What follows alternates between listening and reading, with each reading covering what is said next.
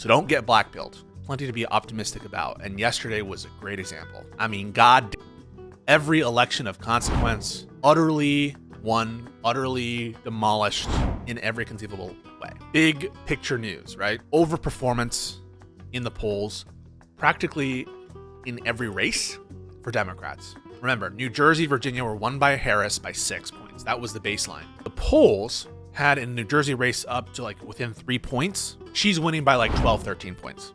That's Mikey Sherrill. Spanberger ahead, 7-8, winning by 15. Double what the poll said, like almost triple the amount of the actual victory by Harris in 2024. In Georgia, statewide races won by 20 points statewide. I think the first time in decades that we've had a statewide office where Democrats have actually won. That's maybe the biggest shock of the entire night. Pennsylvania, overperformance on the judges. California, massive overperformance on Proposition 50, which was the redistricting. Some incredible gains, or you could say reversions to the norm, and then exceeding the reversion to the norm when it comes to Hispanic voters across different jurisdictions. I don't even know what the silver lining is for Republicans. I don't think that there is one. What are some conclusions that I draw? They don't have a strategy besides Trump. They don't have a positive project at all, right?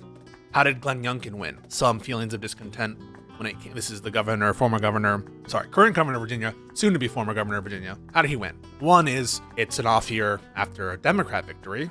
So those are like the kind of baseline expectations, but also education, right? This feeling that the Dems were overstepping on education, playing to those fears. Not a really positive project. And they don't really have a character of themselves besides Trumpism. You're seeing a lot of cope from MAGA influencers, which are like, the problem is they ran too far away from Trump. And that, I think, is the wrong lesson to learn. It's the wrong lesson to learn because they tried running to Trump in 2022. They had Trump handpicked candidates practically everywhere, all got trounced. So the Trumpism thing doesn't seem to work absent Trump's placement on the ballot. So so what's the plan here? Because Trump is old. I'm not saying that I want him to be hurt or anything. I'm not in favor of political violence, but Trump is going to die. He's an old man.